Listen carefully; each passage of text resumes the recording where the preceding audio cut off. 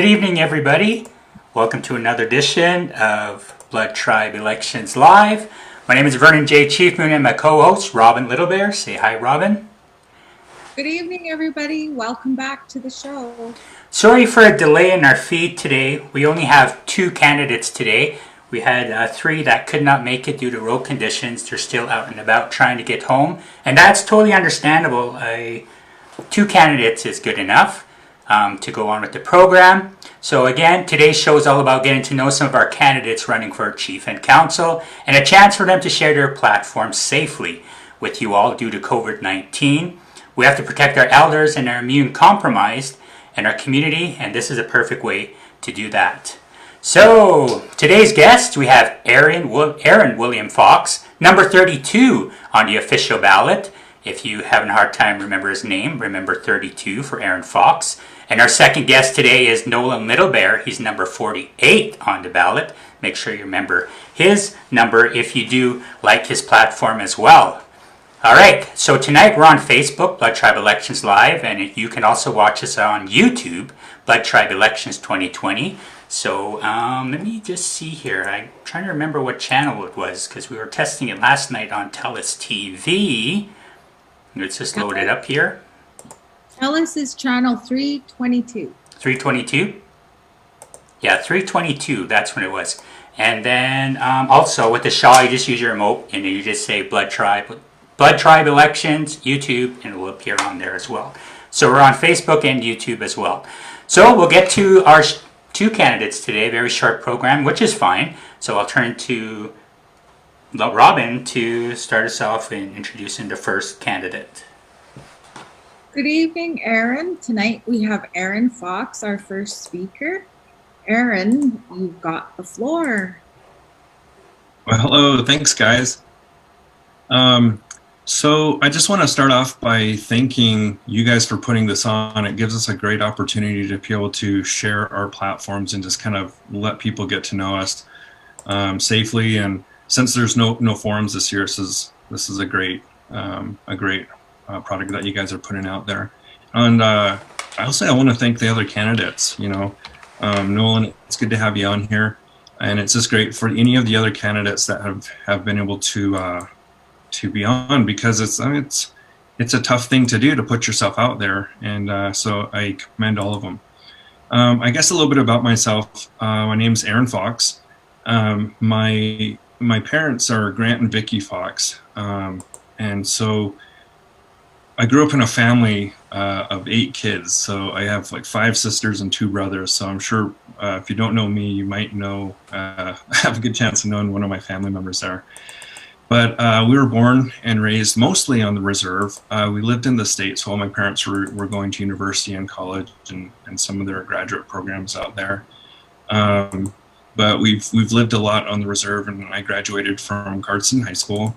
And then, after high school, I continued on with college and, got degrees and studied in marriage, family, human development in the States, and then also in marriage and family therapy. And so, that's kind of my educational background. But work-wise, I've worked a lot of different jobs over the years. I know for many years I was working in a therapeutic situation, and when I was down in the States, I actually ran a wilderness program for youth, and these were kids who were coming out of state youth corrections, and they were for addictions. So it was an addictions treatment wilderness program for us. So many years doing that. I've also had some business experience, and I worked with a pretty large company in mid-level management and whatnot, and had a lot of really successful experience with that. And so, most recently I'm back here on the reserve, living and working on the reserve, and I work for my dad's company, Fox Chiropractic and Massage. And then in the summers, I also work for a youth leadership wilderness program. It's called Faces Education as well. And we take high school kids out in the mountains, and they get high school credit for it, and some leadership training as well. So that's kind of some of my background. For fun, I love the outdoors, and you can find me trail running or mountain biking. I love doing dirt triathlons, and those are pretty fun as well. But talking about the more important things is kind of the desire to help and give back to our reservation and for our people here. And working at the clinic here and just kind of seeing some of the situations on the reserve, it's really important for me to run for council and see if I can add some of the background that I have to benefit our people. The platform that I have is, there's about 4 parts to it. The first part really I want to focus on is improving the health and wellness of the people on our reservation. And to do this, I have long-term and short-term goals. Short-term, obviously, we have a COVID-19 pandemic going on right now. And Indigenous people are higher risk overall, whether you're young or old. And then with our elders on the reserve and with those who might be immunocompromised, that even adds to the dangers of the COVID-19 virus. And so short term, it's just continuing to do some of the great things that have been done, providing food, providing more testing, providing health and services, being careful to make sure that we're regulating kind of what business and interactions we have on the reservation. Those are all great things. Moving forward with that, there's vaccines that are close to being federally approved. And I know that Canada has purchased vaccinations from the US and from these corporations that are working on them. However, one of the biggest challenges is availability for people. And so for me, it would be important moving forward that we work with our federal government to make sure that because Indigenous people are at higher risk, that we're able to gain access for vaccinations and other treatments as early as possible. So that's kind of one of the important things for me, short term. Long term, with my background in addictions treatment, obviously the opioid crisis is a concern, not just for our reserve, but really for North America. But on our reservation, it's hit really hard. I'm sure there's probably not very many of us who don't know somebody who's personally been affected by that. And so that's a concern that I really want to tackle and feel that my background could be a benefit for treatment and for improving that situation. In addition, another long-term goal would be regarding health and wellness would be the suicide issue that we have among our youth as well. And I think there's not many of us who haven't had experiences or know people personally who have suffered from that. And so there's a lot of things that we could do to be able to move to a preventative way and help to improve that situation. The second aspect of my platform is an improved economic development with our tribal people. We really want to help our small businesses. Right now we work at a clinic that's part of Moccasin Flats Plaza, and it's really difficult we've seen several businesses come in and work really hard, really good ideas in Moccasin Flats, but not be able to be successful. And so I would work to provide both being able to help with funding for small businesses, but also to be able to give business support, because we have a lot of great ideas on the reserve, but if we don't have the support, it's kind of like fighting an uphill battle. And so I think there's a lot of things we could do. Grant writing, we could get funding for them. We could search for federal and provincial funding to help these small businesses, and then provide a really good support system for them. So, and then also just using our Indigenous status to our advantage. Our location is really great in proximity to national parks, in proximity to small and large cities and towns. We have a new area of that land out by Colehurst that we could do something similar to how Sutina has put a Costco on the reservation. There's a lot of things we could do to bypass some of the restrictions that the Indian Act has.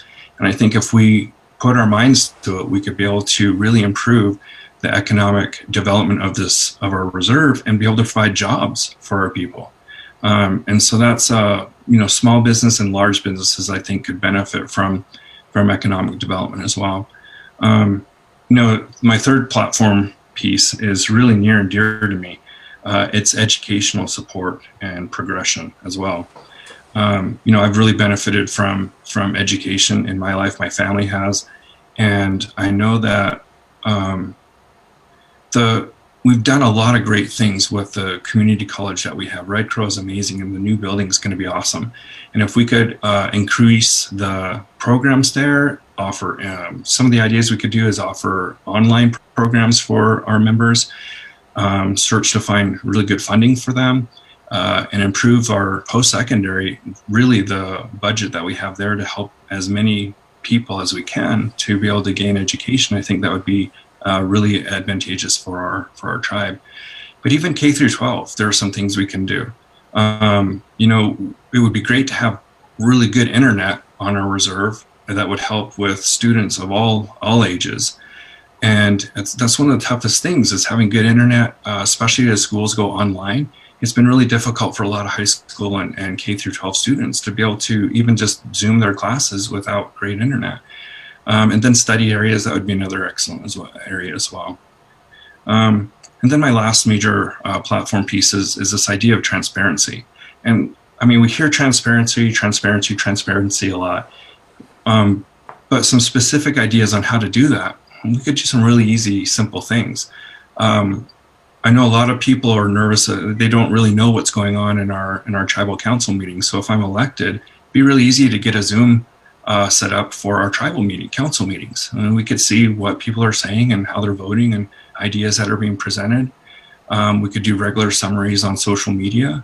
We could also have regular audits for all the departments on our tribal government. Those are just a few of the things that we could do to help increase transparency. And when it comes to hiring as well, kind of have a, blind audition, so to speak, and have the best person take these jobs. So, these are four of the major parts of my platform. And I'm really grateful for you guys giving me this opportunity to share it. If you want more in depth, I have a website. My website is aaronfoxforcouncil.com. And then you can take a look at my platform and some of the other information there. So thank you very much, guys. Good job, Aaron. That's pretty exciting. So next up, we have Nolan Middlebear. Nolan, we'll just put the spotlight on you. Okay, next up, the still go was down. I just thank Vernon and Robin for the invitation tonight. Thank Aaron for starting us off here. I thank everybody out there on Facebook and where else in their cyber world that's tuning in. Estoy easy. I didn't want to come on here, but I've been getting a lot of feedback that, like Aaron said, it's a new COVID, and I've been tuning in to the last couple of nights. I watched all of the other candidates with their platforms and whatnot, and so when I say estoy easy, I always think about my late friend Tyrone Weaselhead. He says, "Mat estoy easy. Get out there and be like, look at me. Don't be shy and just get out there and say what you got to do. Mat estoy easy." So I'll just do a little bit of background about myself. I guess we start off that. My name is Nolan Ryan Littlebear. I'm 41. I have a son, Tough. He's in grade 2. And my two girls, Tegan, she's in grade 3, and my oldest is in grade 7. So we have their mom, they're shared and custody, whatnot. So I was not going to say whatnot. Somebody phoned me and I did an upload video on the website earlier. So anyways, I started off graduating from Cardston High School, and then I moved to off the reserve into college, and then moved up and gone to a Bachelor of Science in Biology. And I knew Robin was a biology major, and my grades started slipping. So just to finish off, I jumped into philosophy and started wanting to know what the Western Nalpikwan belief system is, because prior to that, all I really knew was like the Latter-day Saints, being raised in Cardston and whatnot. So the philosophy kind of gave me kind of teaches you how to argue, because most of them go on and do their law school admissions test, which I did and applied a couple times. But just recently, I got into the Faculty of Education as an after degree in education. But prior to that, I was taking Masters of Education at the University of Calgary, interdisciplinary, and it was with the teachers. They were coming out and learning our worldview, our pedagogy, our epistemology, and it was really interesting because we got to work with a lot of our elders, and learning how we pass knowledge, just tipumuksi in our way. So it was quite interesting. So, anyways, that leads me to so I graduated, started working with our tribe. All summer students. I've been worked every department from education to lands to housing, health department as a summer student. But upon graduating, I had the opportunity of working with Robin with the kind of government agreement, Kirby, Eugene Creighton with Walt Wilkins Law, and it was pretty exciting. They were drafting legislation for the Child Welfare Initiative, and that was voted down in 2012. But it was regaining jurisdiction in child welfare, because as we know, child welfare or child services is part of Alberta, and we're federal with the fiduciary obligations and the Crown. And so it was beginning to draft legislation and replacing Alberta's Child Family Enhancement Act with the Child Youth Family Code. And it was really good work. Learned a lot off of that. And that's when I started trying to look at tribal politics. And my dad was on council, and you see the progression. And I think their term was the first term from 96 to 2000. They were given cell phones. And at the time, Chief of Council Chambers, you could smoke Spinadote to see cigarettes in there. So I've been studying this for a while. So just recently, Owen and I got on council from 2012 to 2016, and was a term I was placed on the social pillar. And so that gave me a lot of opportunity to work with the health department on the board. I was the chairman of public works, and I just want to take my hat off and salute the hardworking people at public works, especially with this weather. It's in a cheat go with the blowing and the snow and long hours, and people are getting, we're getting kind of anxious being stuck in. So those guys, my hats off to them, the wonderful work and whatnot to, so I don't have to say whatnot, but just to get the roads open for the bus co-op. Of course, we had a 1 week shutdown with County Board of Education. I was voted on at 33, and we're kind of hit the ground running. And like, I'm not a professional politician by any means, but I'm learning the ropes, and I listen to their cliches and how they talk to the federal government, and that was giving me a lot of experience to how to find out how to negotiate, because with the fiscal federal funding, the government's always trying to shortchange us federally, and having to deal with that racist piece of legislation called the Indian Act. It's very hard. So on our term, we were faced with Harper's omnibus bills, and that was really challenging. We went with Nina Bixie and our council team down to Ottawa, and we had the big skate the biscuit march and whatnot. I was supposed to say whatnot, but we had the Idle No More movement. And it was kind of exciting times, and so that just gave me a really good background, because of recreation, being children's services on board as well.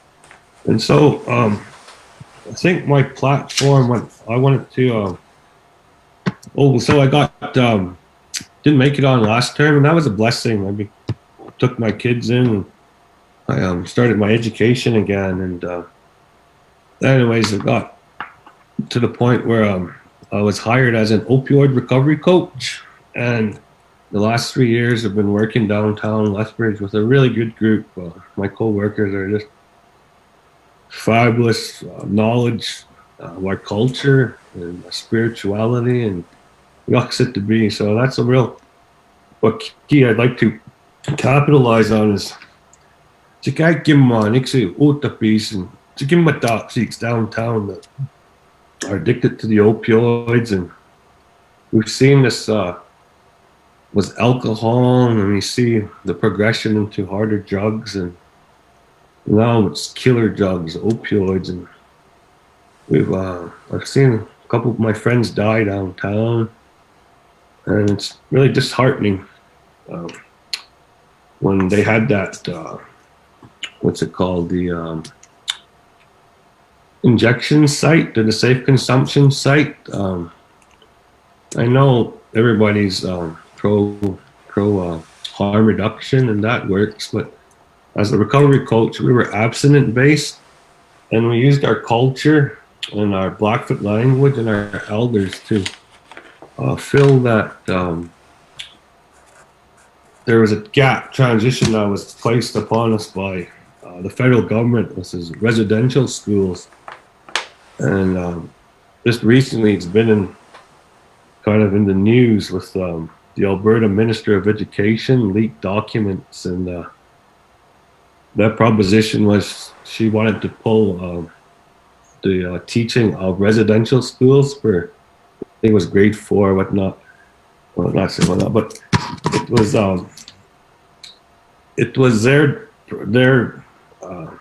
their camp was saying it was too graphic or too much for the children. But then what I propose is, well, what about our children that were in residential schools, same age, they were forced into there. So that in itself is, we talk about the truth and reconciliation and whatnot, and even having that with just recently too, we had that incident with Orange Shirt and Hartston, and the teacher was just trying to bring awareness to the kids, and you still have that underlying vetted nature within that community. And it could be because of our land disputes, we won in federal government and whatnot. So we'll look into that. But that's one of my platforms is with housing. We have students that are going to school to, let's say, education is our new buffalo. So we tell them, go out, get a good education, do your best, and then come back. When we come back, there's no jobs available. Everything's taken up, right from directors and so on down to whatnot. It's kind of limited. So on our term, when we got on there, we tried to create jobs right away with the Fort Mackay project, and we sent individuals up north. We used our tribal money, but at the end of the day, we're using our tribal money to go fix up Indian Reserve up north. And I think that we can do those programs down here with our beautification project. I'd like to see housing. Right now, in our standoff community, our pipes are getting older, the water pipes, and we've got to definitely look into that. And the housing shortage, as Aaron, candidate just prior, mentioned about the acres trust land over here, just west of Kip. It's been like a decade process of getting into the Indian Reserve status, but we could also look at fee simple, or you hear about the casino or hotel. But I know for a fact Alberta Liquor Control Gaming said the market's saturated in regards to casinos, and it's not like down in Browning where America they could buy the casino machine and own it outright. We have to still deal with Alberta's there. So that's another platform too, is economic development, and the mandate. I know we have a lot of projects going, but before I forget, I just wanted to thank my Blackwater family, my Uncle Levi, my Grandpa Levi Sr., the late, my knives, my dad, the Little Bears, Crow Chiefs. I keep forgetting that. But anyways, I would also like to focus on our youth, like K-12 or K4 to K-12, and I work on the kind of board of education with a really good group of people: Robin, Linda, C, Charlene, Mr. Weaselhead there, Mrs. Shay Manyfingers. And it's really learning, Mrs. Good Striker. It's really a learning initiative and focus on infrastructure too. Like our schools are aging, and so that's some promising things. A couple new schools coming along, but then another thing too we got to also look at is our aging infrastructure. I'm not sure we have an ice rink coming. I think that was made in '72. I think we can upgrade our even our own BTA. It's maybe '73. I don't know when it was made. Beautiful at the time, really state of the art, cutting edge. You fast forward it to the '80s, '90s, to 2020. It's I think we're really growing. So I'm proud that we're having the Red Crow College coming up. It's a multi-million-dollar facility, and it's going to allow for more teachers, more students, expansion. And I think that's my passion, is being a post-secondary student, just learning how to go living off the reserve and having to, pay your rent and get your bus pass, your gas, your food. So I really want to not only help on reserve, but off reserve in Calgary, Lethbridge, surrounding communities. And something I was thinking, because we have a housing shortage, we need jobs. I know we have a housing plant, that big orange building there. And, you go up to Highway 2, you see people that make these nice houses, and, because I don't know what housing, Section 35 housing, they throw out scraps to us every now and then. And, all right, Bloods, you're awarded 3-4 houses, if that, a year. We're always having to deal with that. And I think this next council, and once we work as a team, we're going to be able to stick handle through those issues, and just really try to find some more housing. Because I know they had a housing selection, and everybody had their hopes up, and only a certain few were awarded them. And good, they were trying, but at the same time, I think it's backlogged, and I'd like to see everybody that applies, because they have all of their checks and whatnot, their resumes, and so we got to try to get some kind of a system. And if we have to produce our own houses, I know right now we have money down in Ottawa, up in it'll be the capital account, and with these current land settlements that we've won with the land claims, we'll be putting more money in there. And in the past, I've heard some politicians say that, no, I want to keep that money in the account, and it's our legacy. But at the same time, the individual has houses, vehicles, everything, but there's a lot of people that don't have homes and on the reserve, and they don't have access. So it takes money to make money. I know we do a lot with the BTAP and agriculture, and my friend Cyrus Weaselfat is really good at agriculture, and then all of our people working up at BTAP, and that's been our bread and butter, our cash cow is agriculture. But then I know our term was really controversial with Nixie Napiquax, the farmers, and that was kind of an eye-opener, because you look at surrounding our reserve, there's multi-million-dollar people that come onto the reserve. And it's just maybe looking at, it's a whole different subject, but getting our own farming equipment was Hutterites can do it with grade 7 or 8 education too, and I think that we have enough brain power to educate people to do that. And we always talk about first right of refusal for our people. You see contracts going to from plumbing to electrical to, non-natives. And we really roll out the red carpet sometimes to non-natives on our reserve. And I want to make Kainai priority, because when I got on, there was just nothing but non-natives working in housing, and some of our own people need work, and it gets frustrating. And I'll take for example one. We still, we're educated people, but we still have a couple white guys, non-natives, I should say, that are coming onto the reserve and getting free honorariums. They don't have to apply for them. They don't have to do a campaign. They're simply given free checks for their advice, and they leave, and they come up to 25, 30,000 a year. Hasn't been stopped. And just imagine putting our own native or elder, giving that money to the food bank. So I kind of want to stop that kind of situation from happening and progressing. I know that's kind of serious. I don't want to get in trouble for saying too much, but I'm not scared. I have nothing to lose about that.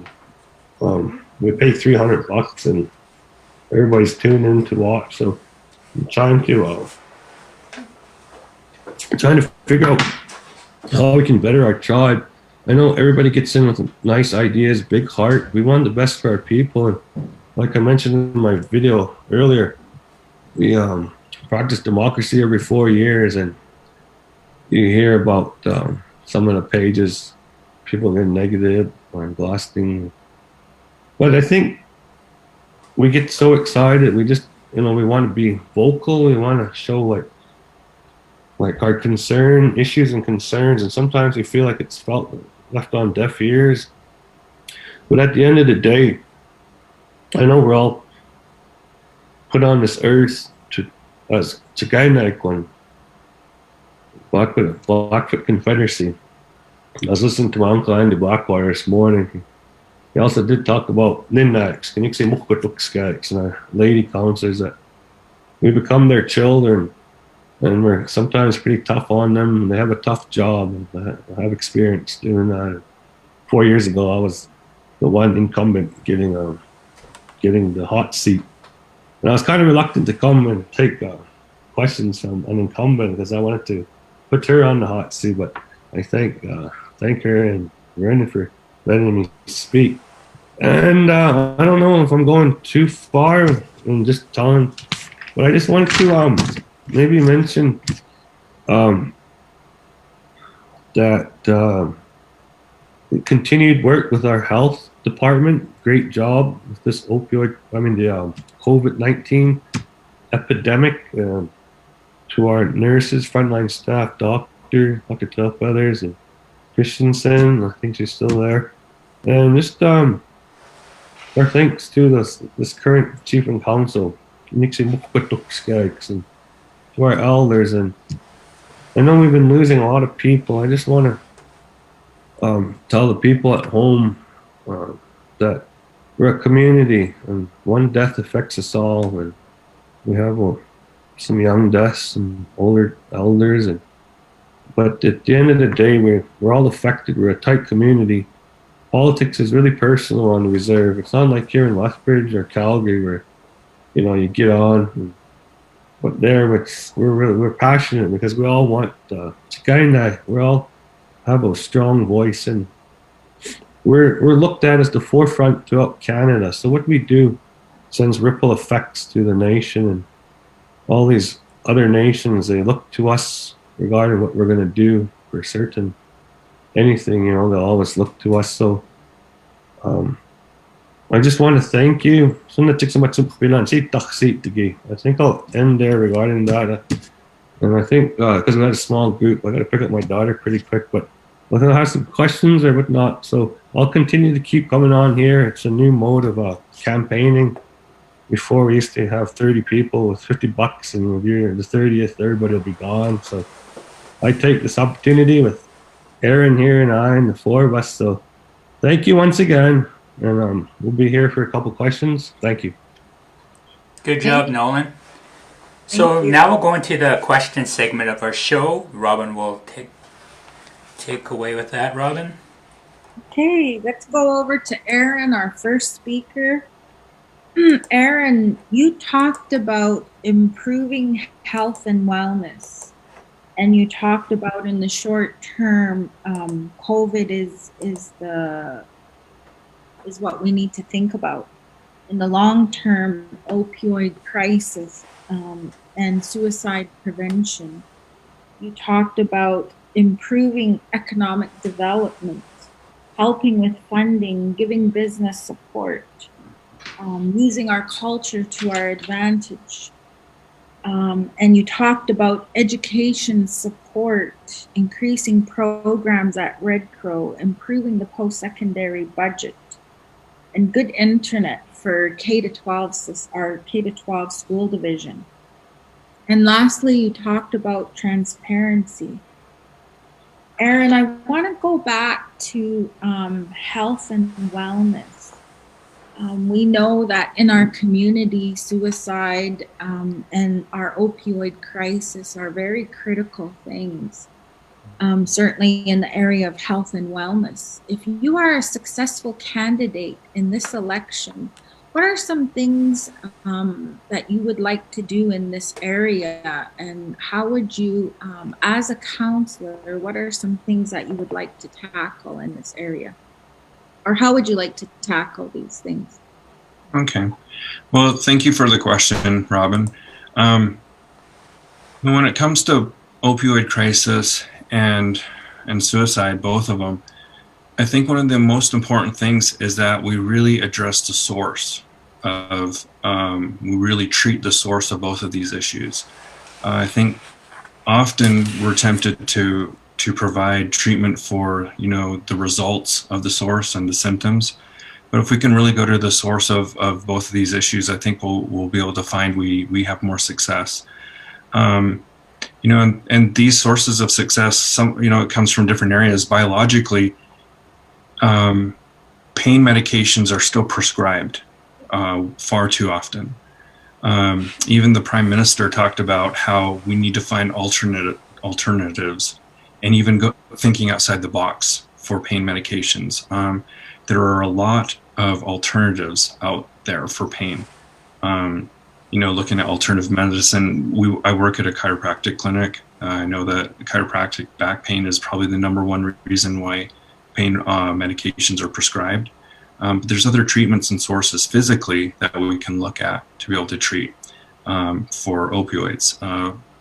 And then looking at, mentally, how much mental health services are really offered around here. If people are experiencing trauma, whether it's a shared trauma from our indigenous past through colonialization or through, boarding schools and whatnot, we can offer treatment for that emotionally and mentally through some really good counseling services. And I think that's probably an area that could be improved on the reserve. And then socially, we could definitely improve on our social support as well. And when you look at some of the social backgrounds, there's a lot of support that's lacking. And I think these three areas, looking at these different sources, would both help both the opioid crisis, but also would be really effective for suicide and any other of the issues that we find on a reserve when it comes to mental health. I think if we focus on that, we'll have a lot of success. Thank you so much, Aaron. That was very good. Nolan, your question is up. Nolan, you talked about working with the government. You talked about the issues that we're seeing with the education curriculum that have come out recently. You talked about your current role as a recovery coach and your involvement with the opioid crisis. You talked about racism and housing for students, employment for graduates. And you talked about a housing shortage, which we all know is very much real. We're short so many homes. You talked about the casino and economic development. And you talked about youth and infrastructure. We certainly need a new school. That's one of our main projects. And you talked about the aging infrastructure across the reserve. You talked about helping our members in the surrounding communities. You know, certainly housing shortage affects all of us on reserve and off reserve as well.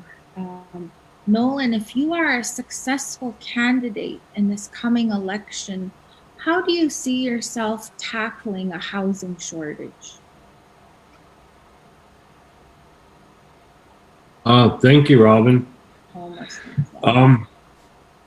Housing, it's always been a tough situation. They used to say that right back in the 80s, you know, it was simpler. You could have files and get houses going on, but because our population is growing, I think we're 13,500, almost going 14,000. I don't know the statistics of how much off reserve too.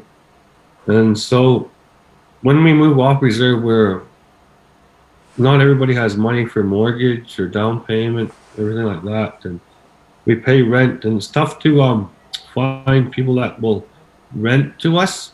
And a lot of people experience racism there, and so on and so forth. But because we bought land closer to the city, like Kip Acres Trust 1 and 2, and because we have a big orange building that they used to make houses, and it still do, you know, we still do.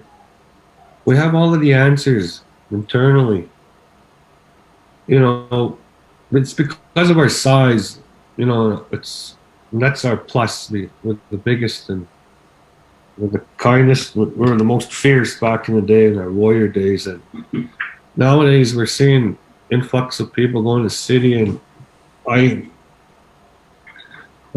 I stopped working as an opioid recovery coach when I got into the Faculty of Education, but for the last 3 years I was here in the city of Lethbridge. And when I was go down to the shelter and see everybody passing out, and a couple participants, they got onto Suboxone or methadone and moved away.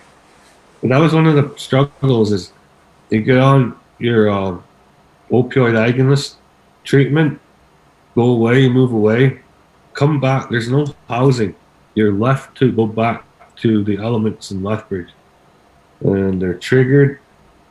And so with them shutting down that injection site, they moved around some money.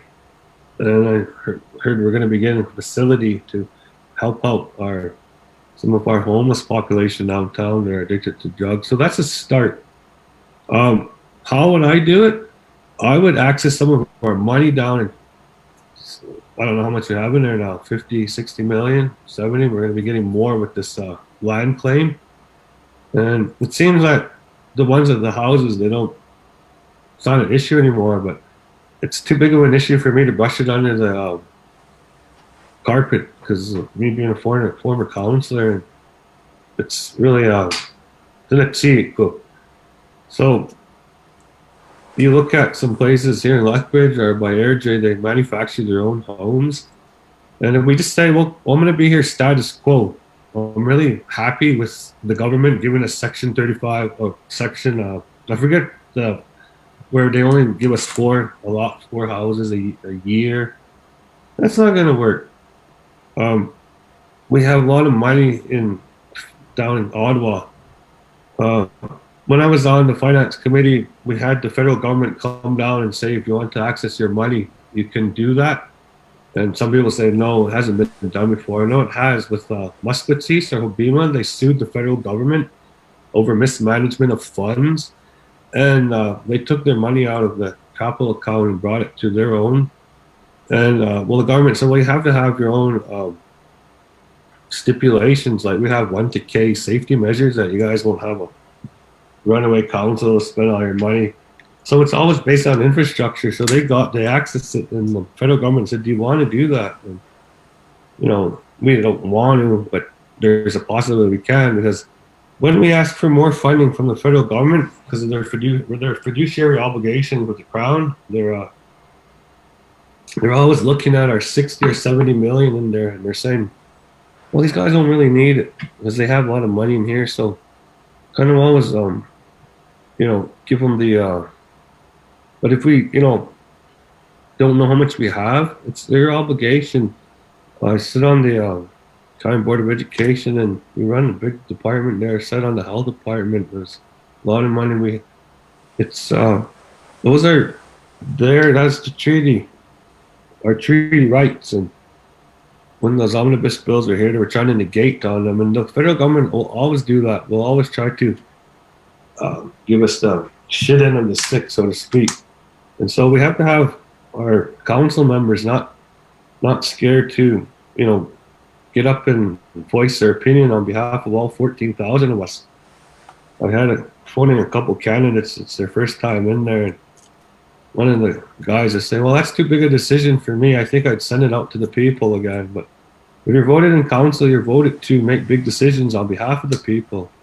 And so that's just how important this job is. And I think we're excited to see some new faces that are trying to get in and be interesting, and especially with our head chiefs. We got a lot of knowledge, and our counselors. So we could all work together. There's no I in team.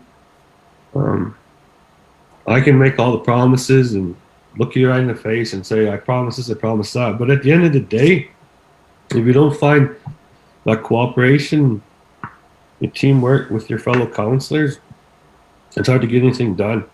So it's good to be a team player and really stick handle through what we can. And even if it's putting student housing on our new Acres Trust land, or something there that gives working families that are living in the city, paying $1,250 a month to $1,500, to have a pod there where you can.